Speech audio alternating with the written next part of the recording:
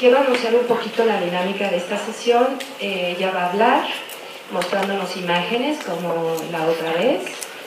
Lo va a ir haciendo detenidamente porque hay conceptos muy, digamos, difíciles que ella nos quiere transmitir muy bien sus ideas. Y después vamos a pasar a los comentaristas. Tenemos a Daniel Inclán y a Javier Sigüenza, que van a hacer los dos comentarios, y haremos una ronda también, igualito que la sesión pasada. Pero después vamos a pasar a un evento de otro tipo, que es una producción sonora que vamos a presentar también como parte del proyecto de investigación que estamos realizando. Entonces, se los digo para que vean un poquito cuál es la dinámica. Entonces, iniciamos ya frente a la conferencia con Susan. Thank you, Margaret, very much. I'm very happy to be here for a second lecture. This lecture is more difficult, perhaps, than the other. The language attempts to be more poetic. It takes a position on the issues that Benjamin raises in the theses on the philosophy of history, which is perhaps not familiar to you, but I hope you will find them challenging and interesting. For those of you who are also in my seminar, you will see that the presentation on my first presentation on Tuesday and the one yesterday in the seminar, they all do somehow coalesce around issues or problems in the philosophy of history. And they may not look like they're about the same topic. They are not in some content sense, but they are as far as a certain set of theoretical premises are concerned. And I was explaining to Margara and others before we got going today that, you know, I'm not an academic interpreter of Benjamin. I am someone inspired by Benjamin. And that means that I use him. And I also want to say that this is a political choice, not to simply follow or bow down in front of the great man, Walter Benjamin, because if he has given us tools with which to work, then it's up to us to work with them, and not to simply cite his beautiful language, but to try to make something with it, to try to actually work with it. And through my own writings, that's precisely what I try to do. I mean, a book like Hegel and Universal History maybe never mentions Walter Benjamin, but it could not have been written without his influence. So it's in that spirit that I would like you to accept my thoughts this afternoon.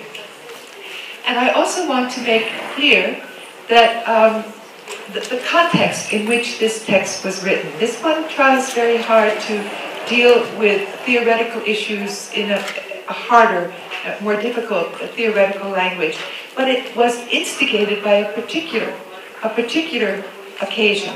And I wanted to give you that context before I went into the written text itself.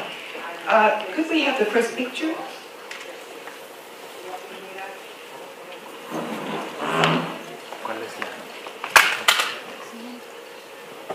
¿Cuál es la presentación? Está PowerPoint. Ah, está aquí ya. As a big screen. Now you may wonder where you are with this. Can we have it as full screen? Good, thank you. I was approached by the curator of Documenta 13. Oh boy, I can't see. Carolyn Christoph Bagakiev, who curated Documenta 13 in 2012. She wanted me to work with an artist, and I suggested Emily Jassir. She said, oh, she's already one of our artists. I don't know if you know Emily Jassir's work, She is Palestinian, and she lives in the United States, so she has the right to travel to Palestine, and she's quite committed politically in her work, and I've always felt that the way she does politics is admirable. I like the way she does political art, and so I was excited to work with her. And so we weren't working really too closely together. What was happening was she was going about her work. I was in on the first stages of her thinking. Then I wrote my text, which you will hear today, and then she did her final exhibition for Documenta 13. So it was a give and take between an artist and a philosophical thinker about some of the same issues. Now, I'm going to explain a little bit about Emily's work. This image that you're seeing is one of her earlier projects. It was called Where We Come From. It consisted of photographs and related texts, and her starting point was this. She asked Palestinians living outside of Palestine, if I could do anything for you, anywhere in Palestine, what would it be? Because Emily Jassir could travel with her American passport to Palestine, but these other exiles could not travel back.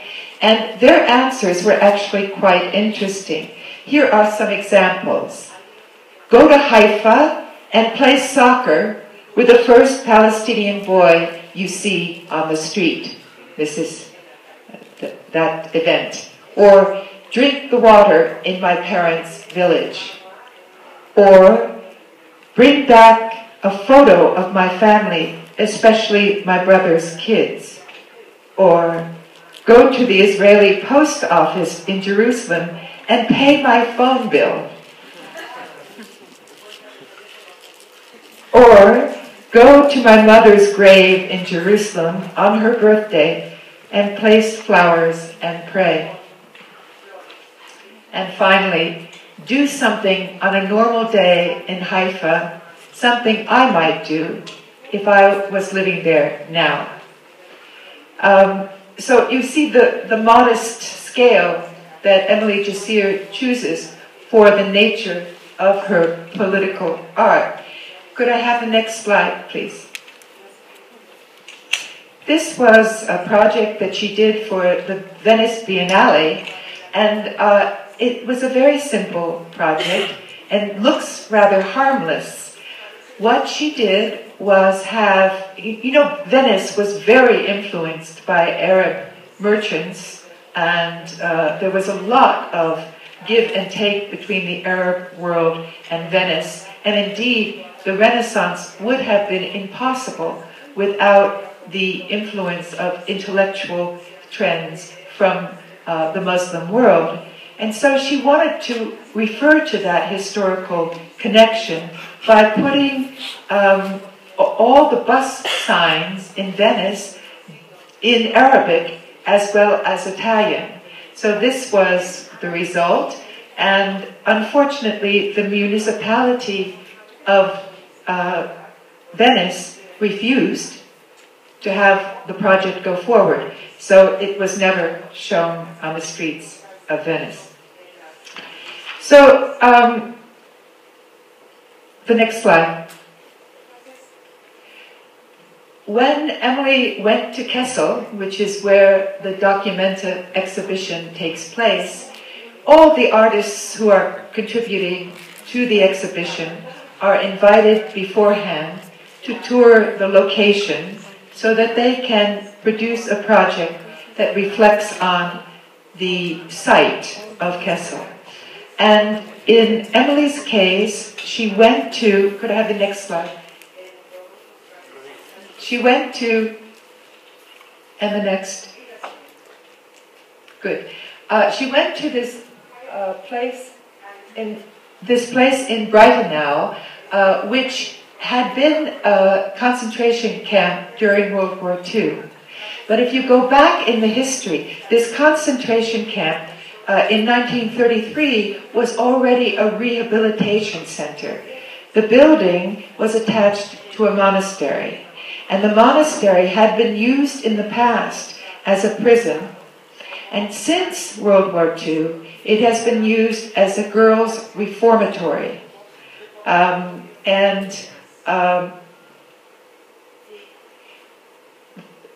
Excuse me, the lower picture here is of the bathroom for the girls of the reformatory.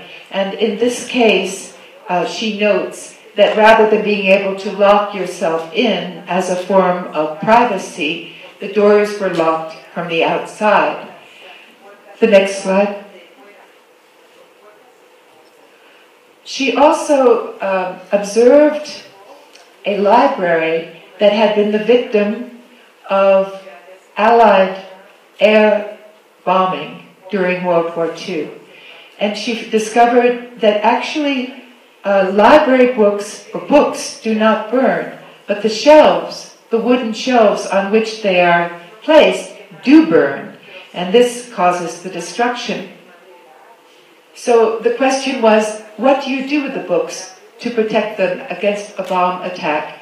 Here they were put in the bunk beds of the girls' dormitory. Could I have the next?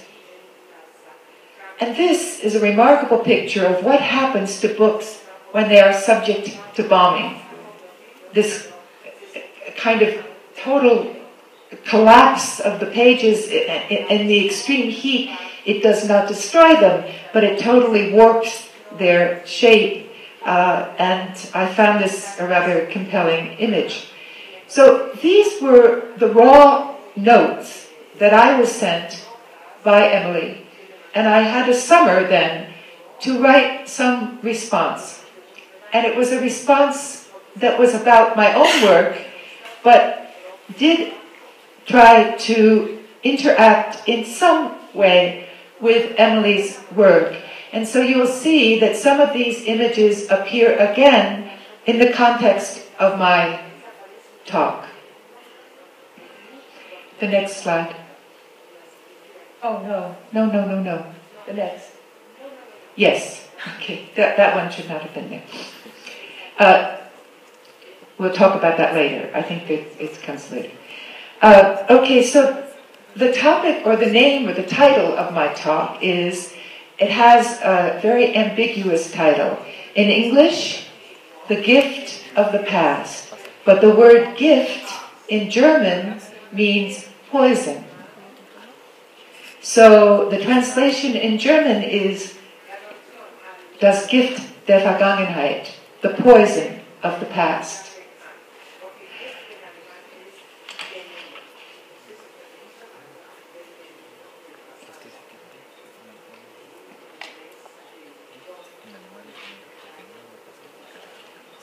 So I'm going to start reading the text. History is layered, but the layers are not stacked neatly. The disrupting force of the present puts pressure on the past, scattering pieces of the past forward into unanticipated locations. No one owns these pieces. To think so is to allow categories of private property to intrude into a commonly shared terrain wherein laws of exclusionary inheritance do not apply. No one owns the past. Yes? The history of humanity demands a communist mode of reception. The next slide.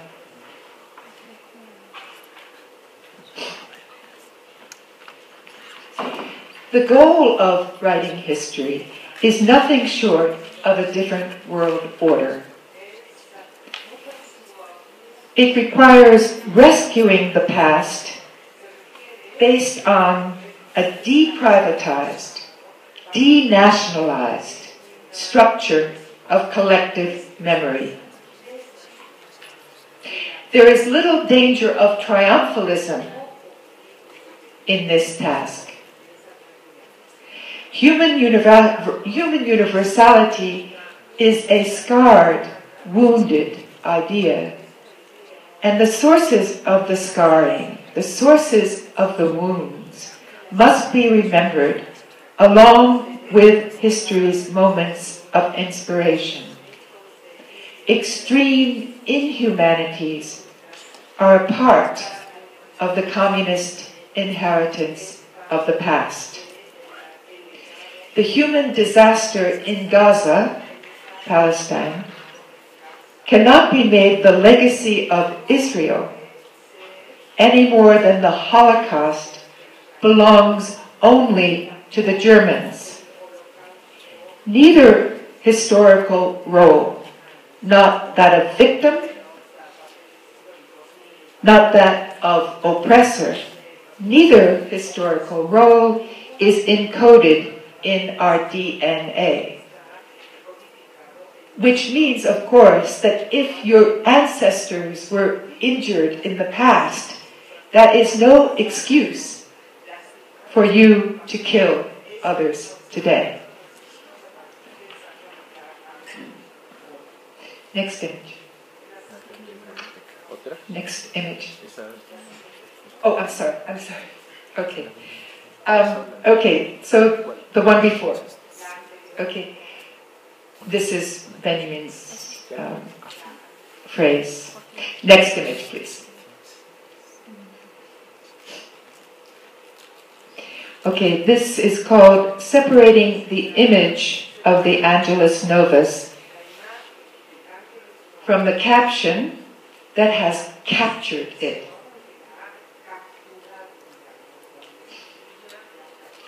Long ago, and it was very long ago, 30 years maybe, long ago, before the name of Walter Benjamin was globally famous, I asked my students in a seminar to consider the 9th thesis of his late text on the concept of history, and to draw an image that matched the description which he gave.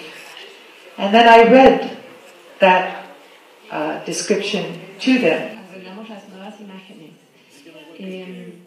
Esta es la traducción. Ella está citando su traducción en inglés y es la más conveniente es esta que vamos a citar ahorita, que es la traducción de Bolívar Echeverría.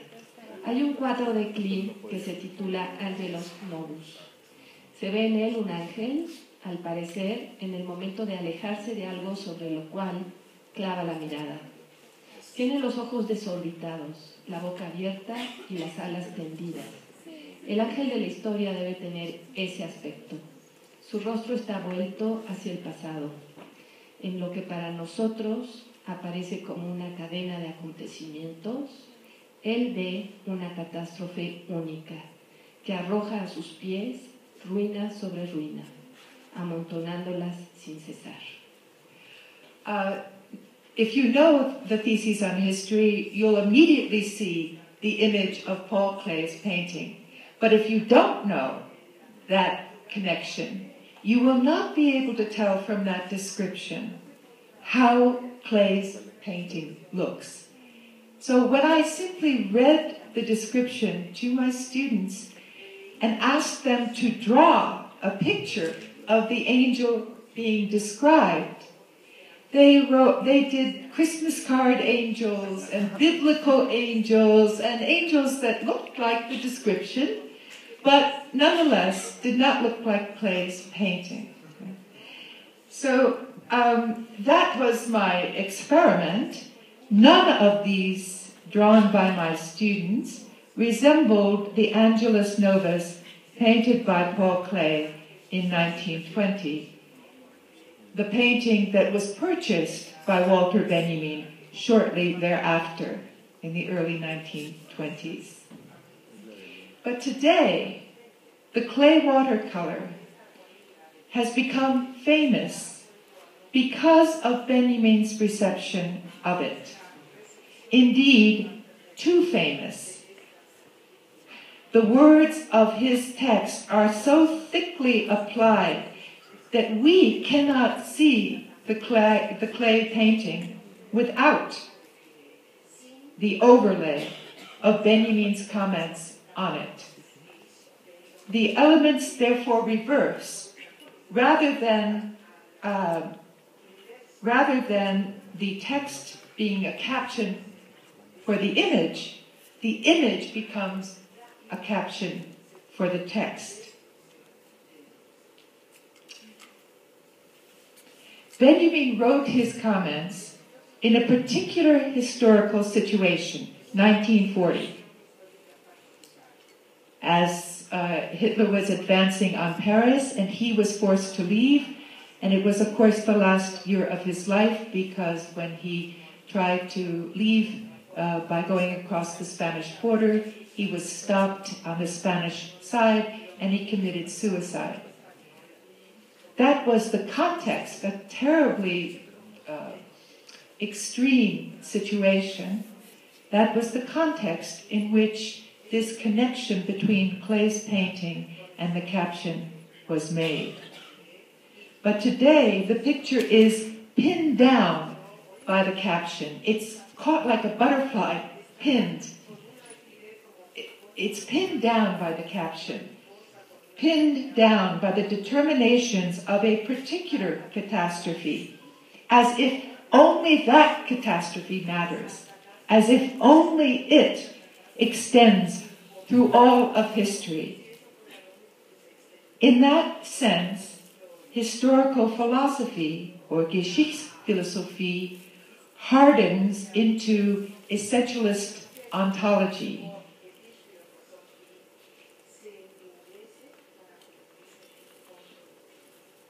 The world, without distinction, is called a prison camp.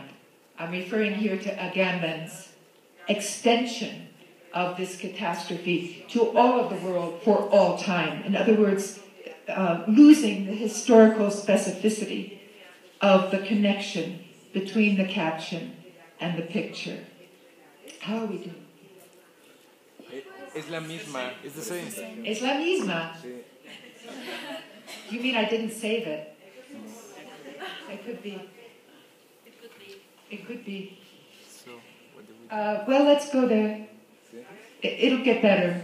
But one of the things I had added were the translations. But go ahead. The next. Okay, stop there. We'll see. I'm sorry, because I tried to make it so much better this morning and I made it worse. So it happens. Okay. Oh no, go back one. Go back a bit. Let's just look at the other one. Yeah, we'll stay there.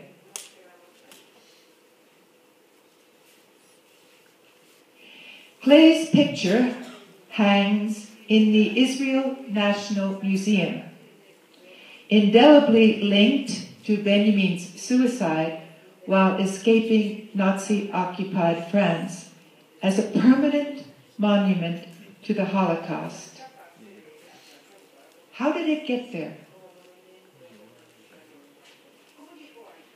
Karl Gerasi, who's a playwright, tells us in dramatic form, and he's historically correct, but he does it as a dialogue, or a dialogue would be two people. These are four people, posthumously, after their death, talking to each other on Mount Parnassus. He calls the play Four Jews on Parnassus, a conversation. And the four are Gershom Scholem, Theodor Adorno, Walter Benjamin, and Arnold Schoenberg. And they are discussing with each other. Benjamin says, "What happened to my Angelus Novus?" Scholem says, "Oh, I'm getting to that." At the reception in Siegfried Unsel's home, and Unseld, some of you know, was the head of Suhrkamp Publishing Company. The reception followed Adorno's funeral in 1969. So at this reception, after Adorno has died, Scholem met, he says, "I met your son, the son of Benjamin, whose name is Stefan. Benjamin said, and Scholem, I raised the question of the Angelus. Adorno said impatiently, what does raising the question mean? Scholem, I told him it was really mine. After all, by that time, I had read Walter's 1932 will. You know, he wrote a will in 1932, where he had left it to me. And I asked Stefan to instruct Adorno's wife, Gretel Adorno, to hand it over to me, because it was in Adorno's home, you see. And then he died, and then Scholem came to get it. And he said, I thought that I could take it back personally to Jerusalem. Benjamin then says, and Stefan agreed? Scholem said, he most certainly did not. Benjamin said, what? Scholem, he felt that since you had not killed yourself in 1932, ...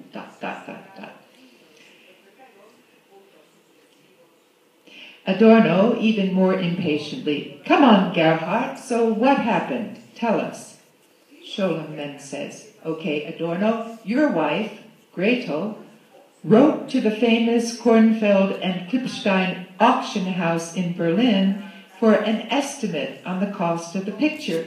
And when she received it, it was clear to everyone that by 1969, we were talking about the most valuable item in Walter's estate. We all argued for nearly 3 years, during which the clay painting remained in Gretel Adorno's home, until Stefan, the son, died in 1972. So the poor man, Benjamin's son, Stefan, never really could enjoy the drawing.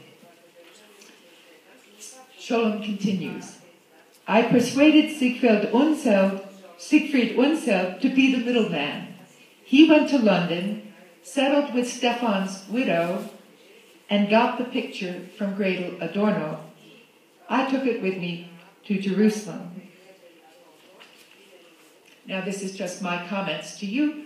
Siegfried Unseld, the owner of Surkamp Verlag, or the director,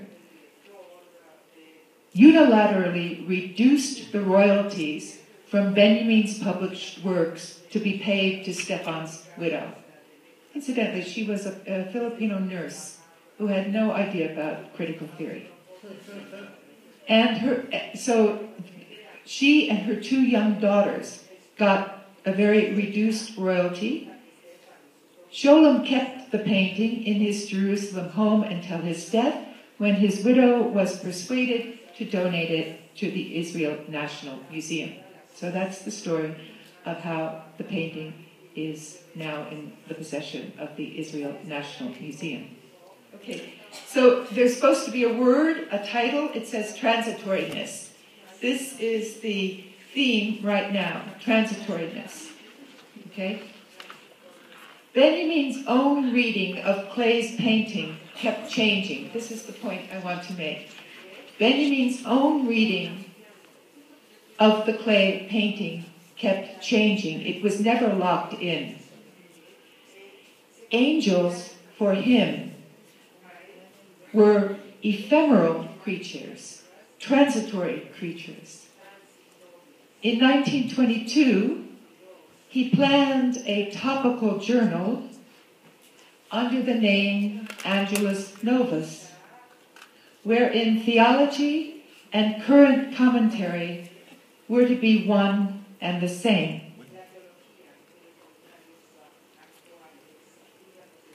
In 1931, and this is what I have an image of, Benjamin bestowed the name Angelus Novus on somebody else, and that somebody else was Karl Kraus. I have a picture of him, and I have a picture of the journal that Karl Kraus edited, and it's called Die Fackel, the torch, and it's totally in red, and it's furiously angry. And Benjamin calls Krauss the Angelus Novus because he's furious at what the newspapers are doing to the German language. They're butchering it, and he hates it, right? And so he writes in a journal, in a periodical that comes out very frequently, he writes these damning criticisms of journalistic language. And Benjamin calls Karl Kraus the Angelus Novus. In other words, the meaning of the image to him was totally different. Totally different. And then Benjamin compares this torch-bearing, angry man, Karl Kraus, with a woodcut of a prophet with his hair standing on and coming screaming in, talking of, disaster and catastrophe, right? And I found an image that looks just like this, and I had them juxtaposed to the cover of De Facto. And you see how this kind of prophet of doom, the image, incidentally, is of Elijah, the prophet from the Old Testament, who is, warning the people, right? So this, then, is the meaning that Benjamin gives to it in 1931. Then, Benjamin changes the caption of the painting one more time. He identifies himself with the angel.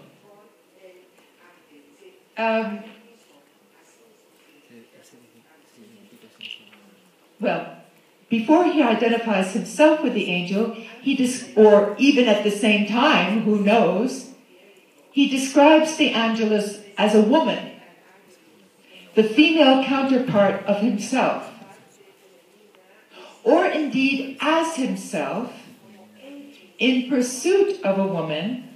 Can we go back to the picture of the Angelus Novus? Yeah. Now can you imagine Benjamin sees himself as about to pounce on this woman whom he's found in Ibiza in 1933. Her name, she's Dutch, and her name is Anna Maria Blaupoort-Tenkate, whom he met in Ibiza in 1933. Benjamin sees himself as the suspended, if voracious, angel, ready to pounce on the woman that he desires. But he is receding as time takes him backwards. Still he hovers with persistence. And I'm quoting Benjamin here.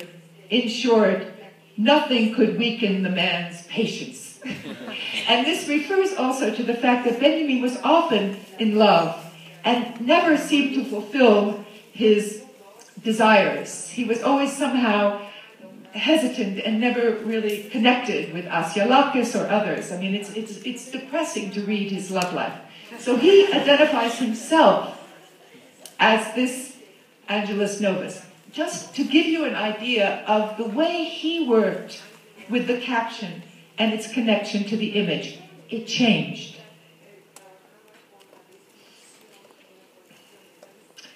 So this is how he understood the relationship between image and caption. The caption was erasable, replaceable, ephemeral, like the songs of Talmudic angels. And that refers to something I didn't read, which is when he's describing Karl Kraus, he compares Kraus to the Talmudic angels. Angels that sing once and then are gone forever. They're so transitory, right? So these images is just to give you a feel of the multi semantic potential that Benjamin gave to images in his own work. And here we go. This is a very difficult point to explain, and I'm going to do it more as I would teach a class than as a formal presentation. I had made a diagram that I thought would be helpful because it's one of the most difficult ideas in Benjamin's thinking. So I will try to do justice to the idea in a much more informal fashion.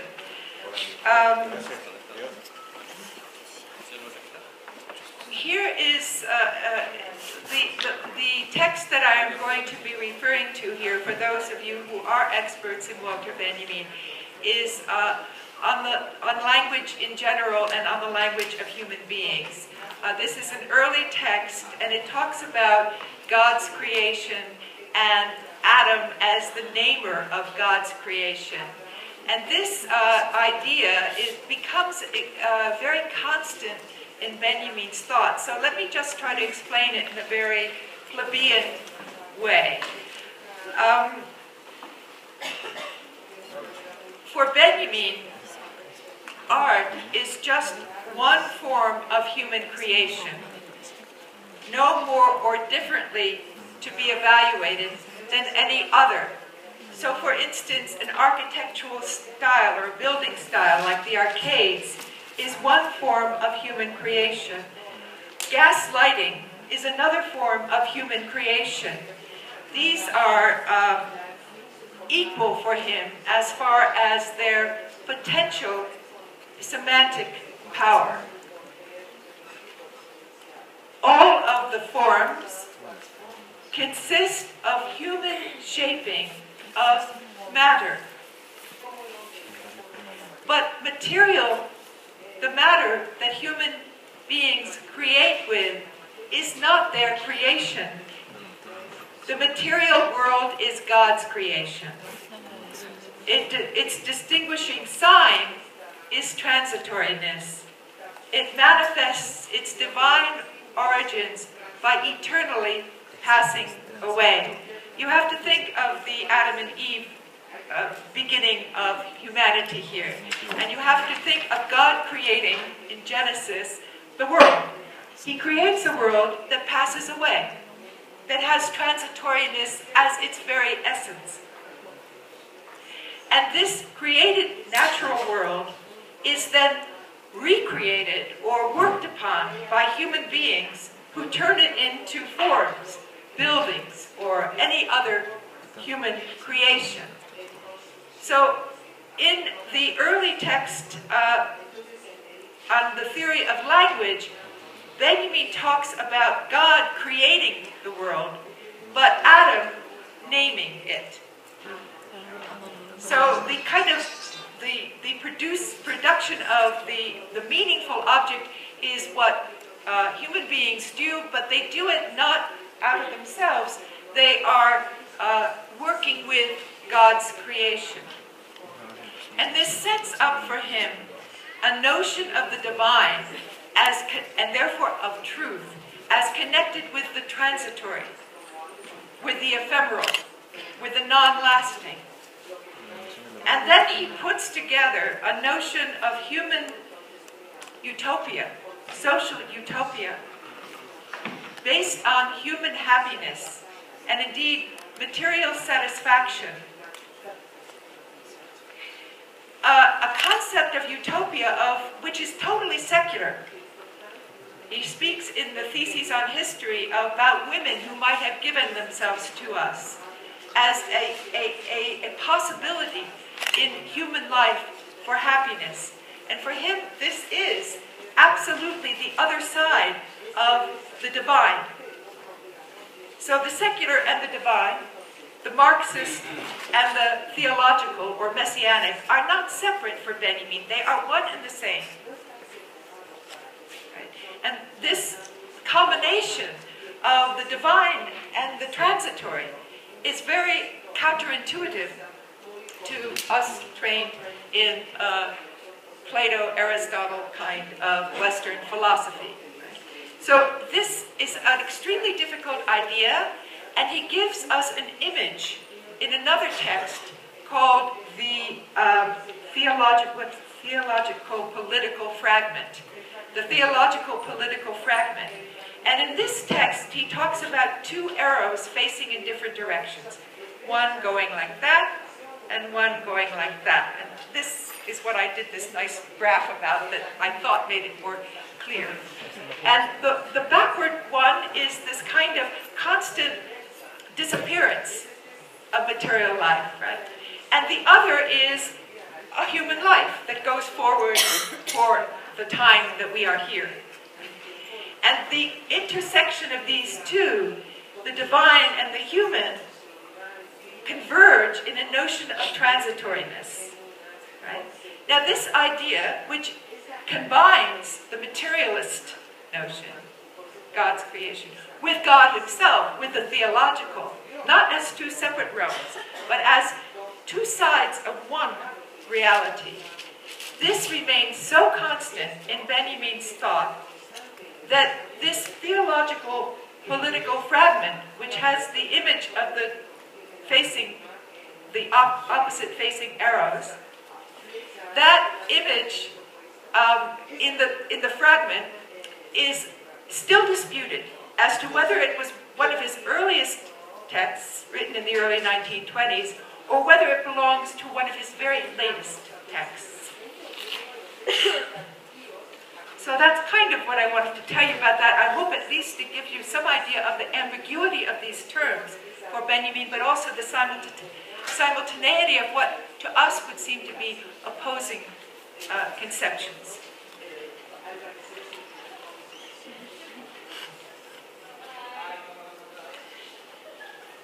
So secular happiness and divine truth, or let's say messianic truth, are in synergy, each augmenting the other in time.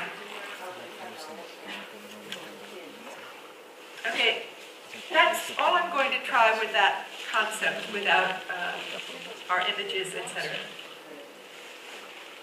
Okay, so see if this makes sense to you now. The passing presence of the material world and of human happiness in it leaves us with the metaphysical necessity of affirming transitoriness, because only in passing is truth available to us. The image of truth is time sensitive. It is not that truth changes, but we do. So it means, if you look at the theses on the philosophy of history, so often he talks about how the fleeting nature of truth, the truth can run away from us. Nothing can be grasped in some sort of definitive way. So one has to allow time to go through one's fingers in order to have fulfillment in time. So the eternal is eternal transitoriness, not permanence. Let's see if we can have an image. Let's try another one. And another. Yeah, this is what I want. The others are all out of order. Just forget it. It's a damaged file. Legenda, that which is to be read. Creenda, that which is to be believed. So we're talking now about collective memory. And remember my point at the beginning that memory or history should be inherited in a communist form. The remembered past is preserved in stories. As part of collective imaginaries or collective imagination, it becomes legend. What is too terrible in an individual's experience cannot be remembered, cannot be made a story. In story or legend, individually lived experience is whitewashed in the process of collectivizing it, cleansing it of what is truly terrifying, and that is ambiguity. I hope that makes sense. When legends are appropriated by power and fixed to objects, lifting these objects out of history and preserving them within a nimbus of absoluteness, absolute terms, differences, good, not evil, right? Or right and wrong, redeemed and damned, the dividing of the world, the bifurcation into the good and the bad, right? This is what legends do. This is what stories do. There are good guys and there are bad guys, right? But this is not the way individuals experience catastrophe. They experience it, or they experience life in a much more ambiguous way. And you know, Adorno himself, this is just an aside, was always, you know, Adorno survived. It's always a problem, because by surviving, someone else does not. So the actual individual experience of these terrible things can never be, I am good and they are bad. It's always much more complicated than that.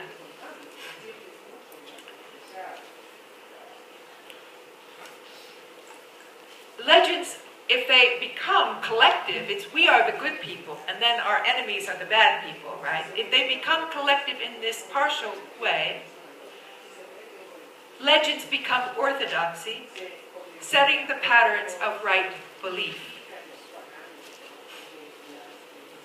Such legends are formed out of irreducible and unchanging elements that refer to mythic constructs. Here are a few of the mythic constructs: the nation, the West, the terrorist, the Muslim, the Jew. These constructs, reassembled in various ways, police how the past is to be read, thereby securing the borders of orthodoxy in a way that violates the historical fundament of transitoriness. When the past is fixed and constrained within a timeless medium, collective memory becomes a mode of entrapment. Once the sense of the world is formulated in this way, history enters a magic circle of political theology, which works like this. Right belief legitimates power, and power legitimates right belief. And the circle is complete. Orthodox remembrance is capable of performing murder on the material world. Not only what has been in history, but what exists today. Collective memory becomes conformism. Anyone who remembers differently is suspect. And then I had a slice of that image that I showed you by Emily Jasir of the bathrooms of the girls' reformatory, and I say in my text, doors locked from the outside. In other words, we are locked in a certain interpretation of what our history is, what our orthodox belief is. Control of how the past is inherited is therefore no small matter.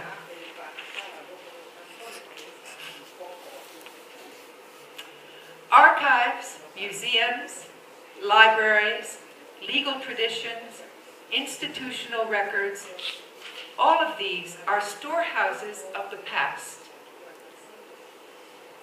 Their benefactors supervise the production of orthodoxy.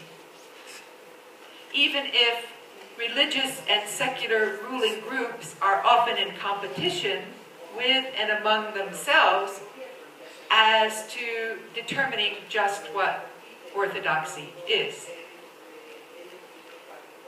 But even a book or an image can be threatening if it escapes the particular manner of reading that is affirmed by those in power. Archivists and scribes, artists and academics, that is we ourselves, find our patrons within this ruling milieu. Indeed, learning is the passion of the powerful. The symbiotic relationship between knowledge and power is critical for maintaining order. Rulers cannot survive its loss for long. But orthodoxy of belief is in constant danger of being undermined by the knowledge process itself. Storehouses of the past, that is archives, libraries, etc., harbor evidence of errors, of ambiguities, and complexities, not to speak of outright lies, that discredit official belief and threaten to topple collective legends. If you try to produce knowledge without a patron, and we can think of Walter Benjamin in this context, he had no patrons.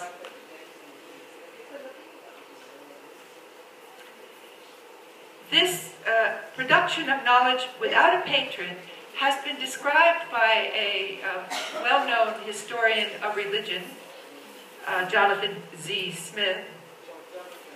Production of knowledge without a patron has been described as apocalyptic in its historical implications.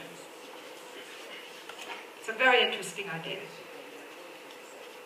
In times of struggle between the guardians of power and the guardians of truth, historical evidence becomes a prophetic weapon.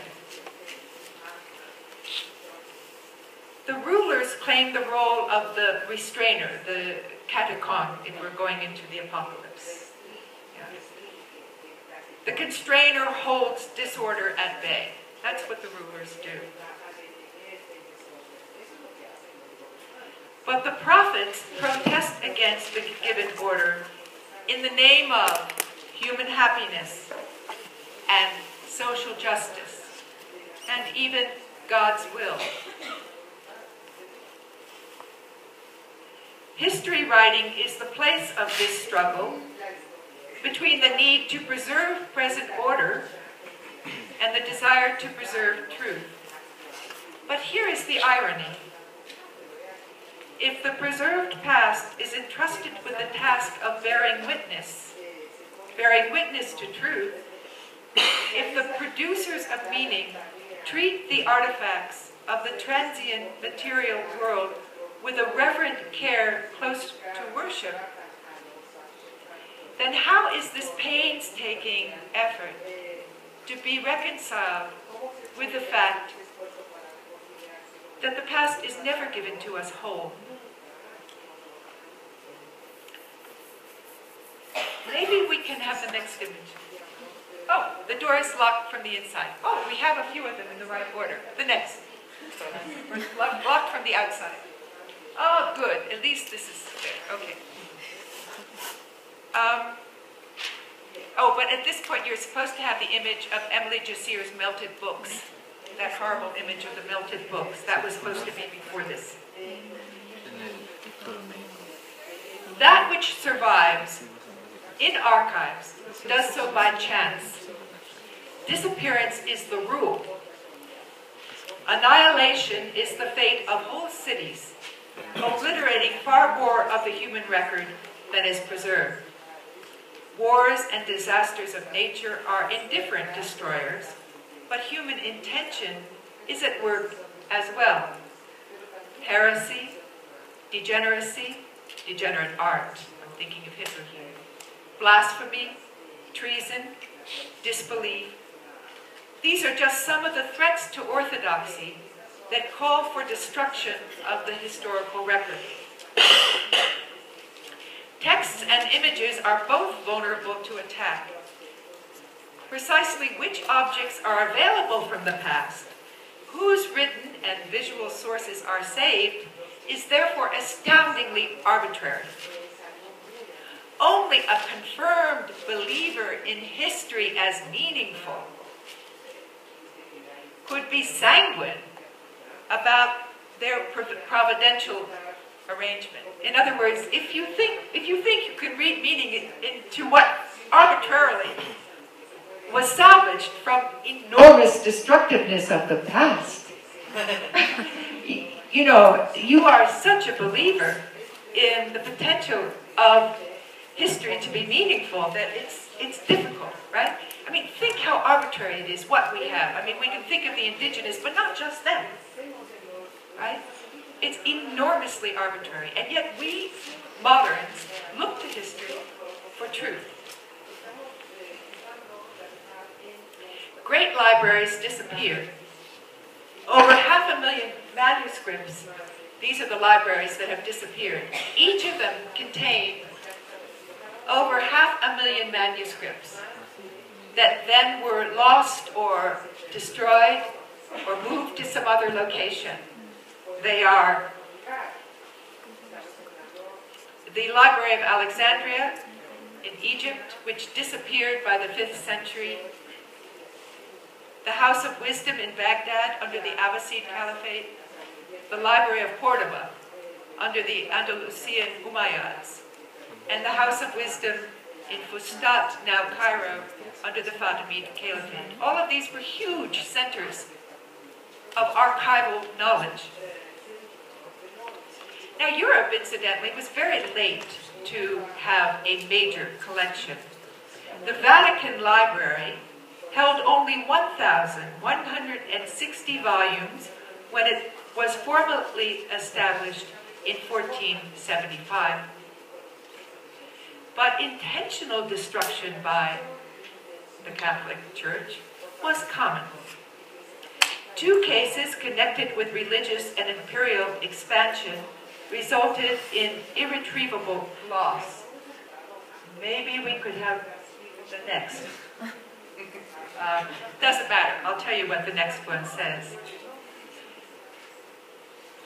Under the Spanish Inquisition in Granada in 1499, there was a public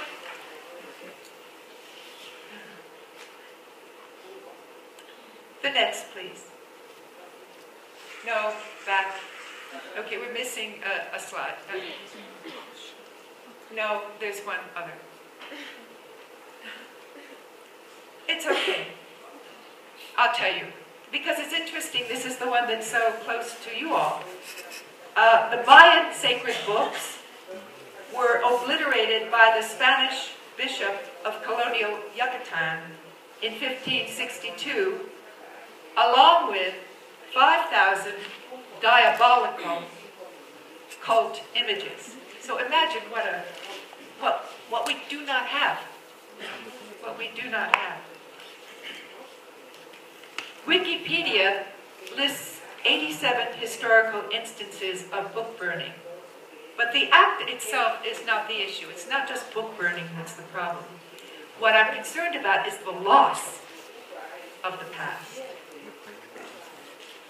There is no direct continuity between past and present in the 87 instances, at least not for the point that I am making. I mean, in many cases, a library was burned, but there was a duplicate copy someplace else. So what I'm concerned with is the absolute disappearance of knowledge.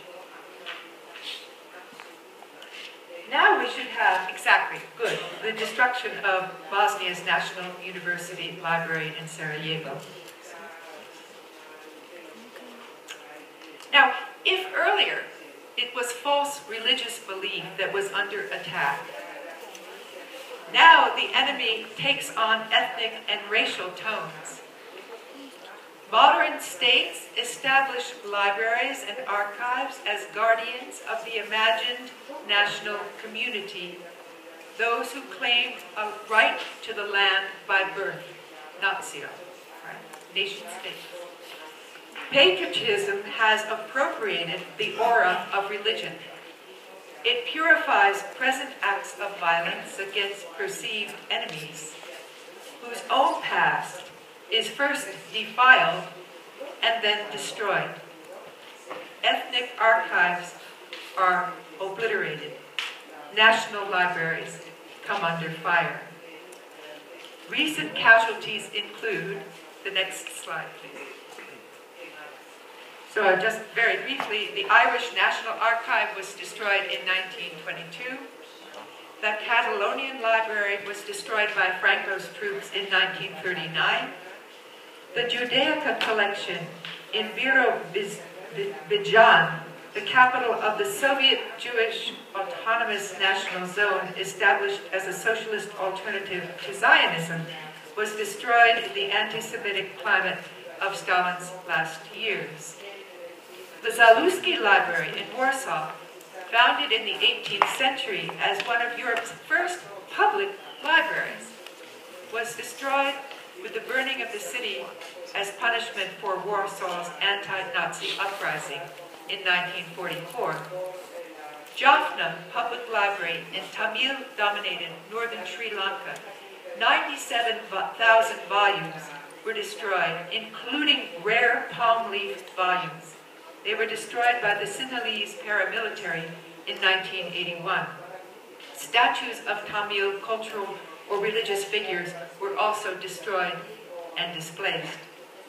Bosnia's National University Library, you just saw its destruction in Sarajevo, was shelled and burned by Bosnian Serb gunners in 1992. The library, incidentally, held 1.5 million volumes, including over 155,000 rare books and manuscripts. Next image. The National Museum and Library of Iraq in central Baghdad, destroyed during the U.S. invasion of Iraq in 2003. Statues and other ancient artifacts were looted or destroyed. There is also a less violent, more common form of erasure.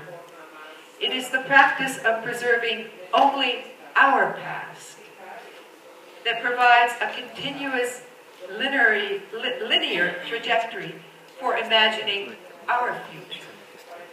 The next slide, I hope. Yes. Archaeological dig in Israel. Archaeologists dig quickly through layers of history to find what is of interest to present power.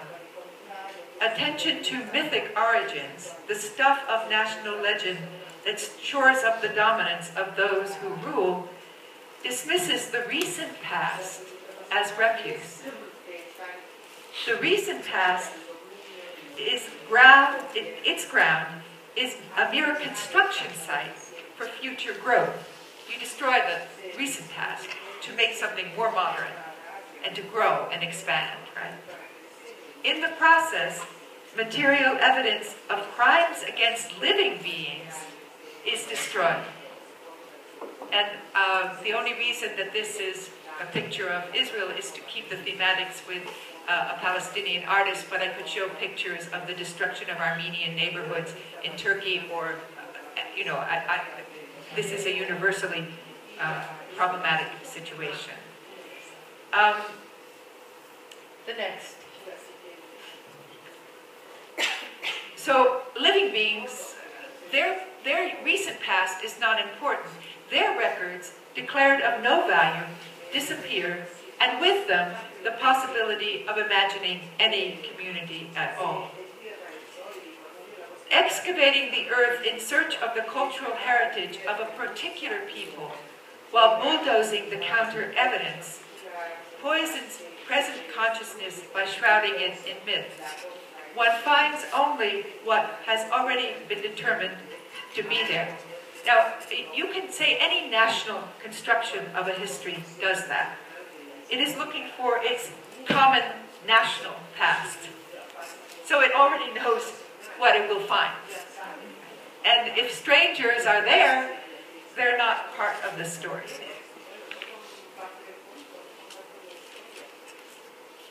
Maybe an image. Yes, and I was going to have underneath it the translation of Bolivar. So, for it is an irretrievable image of the past which threatens to disappear in any present that does not recognize itself as intended in that image. But if you go deeper into the historical evidence, below the level of official legend, it becomes clear that our past has never, is not, and has never been our own. Objects survive through trading hands. Books move and thrive in diaspora. Scholarship flourishes through cosmopolitan exchange. Texts and artifacts follow the lines of pilgrimages, troops, and trade. Now, empires monopolize knowledge through linguistic appropriation, supporting what have been called the great translation movements that have marked the rise of their power. When a civilization rises in power, it translates everything into its own language. In the case of the ancient Greek texts, Ptolemy's astronomy, Galen's medicine, Plato and Aristotle's philosophy, all of these human achievements owe their survival to a series of imperial languages. The heritage of ancient Greece, lauded by Europe as its own, passed first from Greek into Persian translations under the Sassanids, and then into Arabic under the Abbasids, and ultimately into Latin at Toledo and Sicily. And they were the precondition for the European Renaissance. When in Europe, vernacular languages replaced Latin as the language of power, translations became a strategy of intra-European imperial competition. The last great translation movement after Europe's decline has been into English, the language of my text.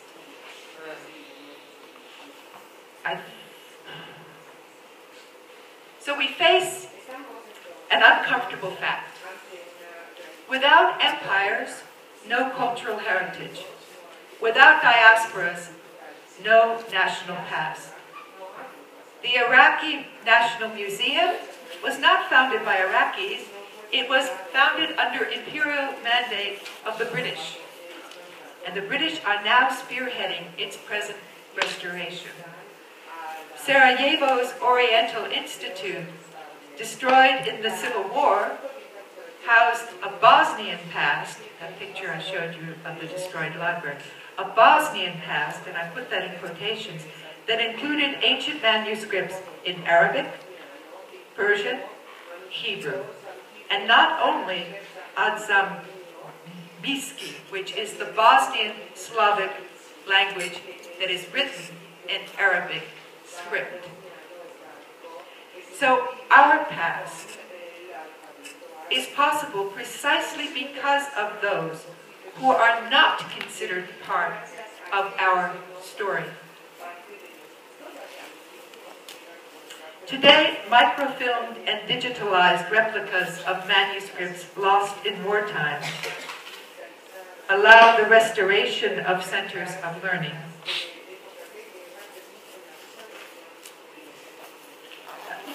Electronic collections promise to prevent effective obliteration. the internet is really perhaps important in this regard.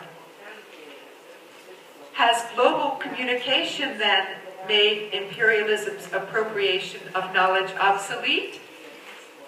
It has to be remembered that 80% of the material on the internet is in English.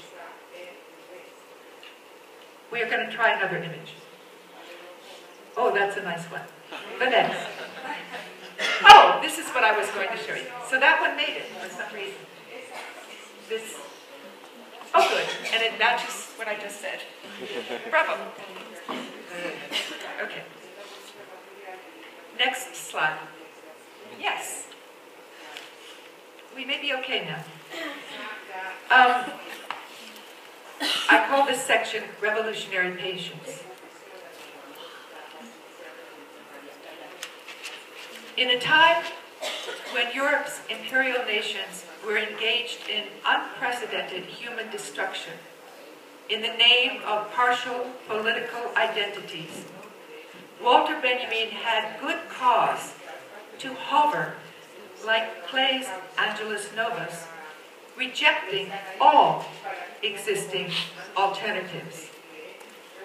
This hovering prophet of the apocalypse, who could find no patron in power, was not one to take moral categories of good and evil and reverse their references, whereby past victims of history are glorified as present conquerors.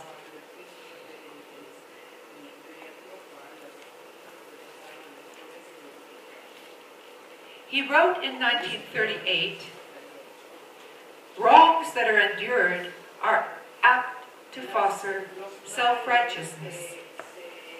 This has been true for the scholars who have emigrated." It's a very damning statement. We are the good ones.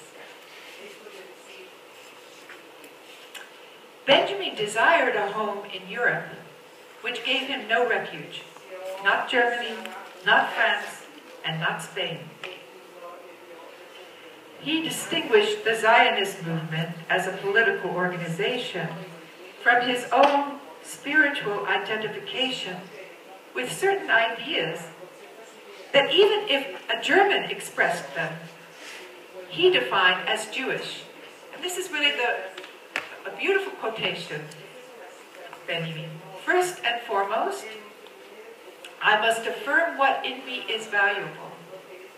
And should someone say to me that this valuable aspect of myself and other Jews is not Jewish," that is, for instance, German, right?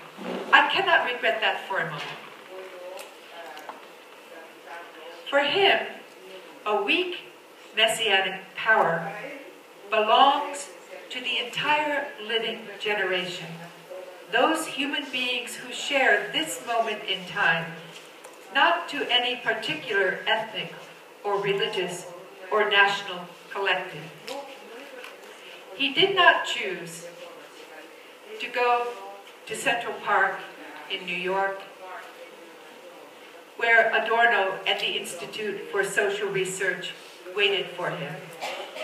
He did not go to Israel to join Gershom Scholem, or to Moscow, where his early love, Asya Lakis, was politically engaged.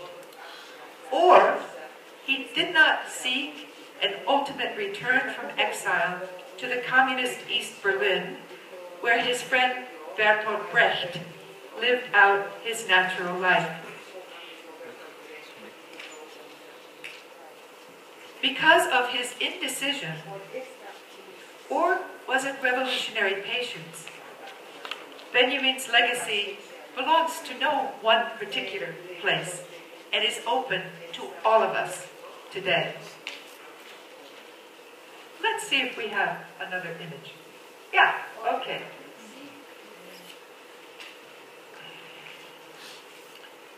The temporal matrix in which truth is embedded, essentially transient, is the criterion for critical judgment. This is a difficult idea, because it goes against conventional procedures that narrate history sequentially and at a distance.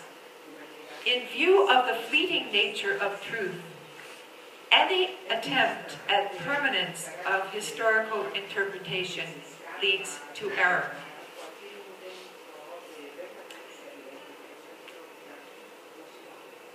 The situation demands a new form of exegesis, one that rescues the legibility of the past against the conventions of official memory. The next image.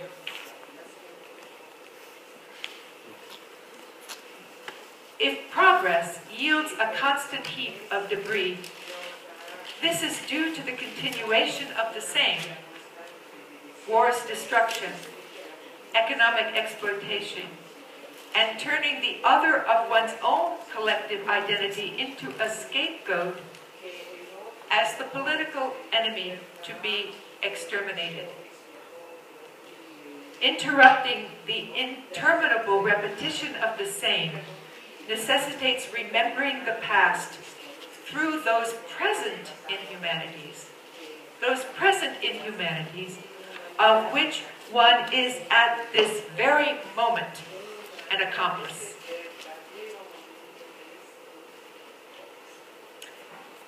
So here it is someone else's past, someone else's present that needs to come into the picture.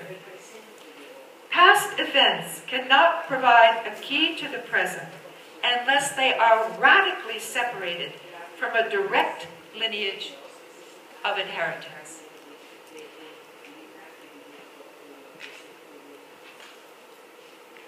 If, on the contrary, the layers of history are superimposed in a way that only one's own history can be read through them, then the horrors of the past are repeated precisely in the process of paying them infinite due. In other words, we remember our own victimization. And as we remember it, we make victims of others, right, in the present, as we people alive today.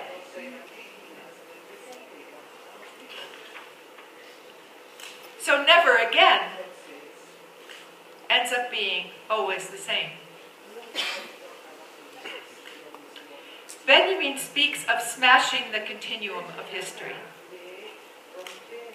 Karl Otto Werkmeister insists that this process entails violence. Benjamin's language is violent. He uses military terminology, and Werkmeister says terrorist metaphors, in order to blast apart the dominant historical narrative. In this process, the past is blasted, right? And it ricochets off the present, scattering into enemy territory.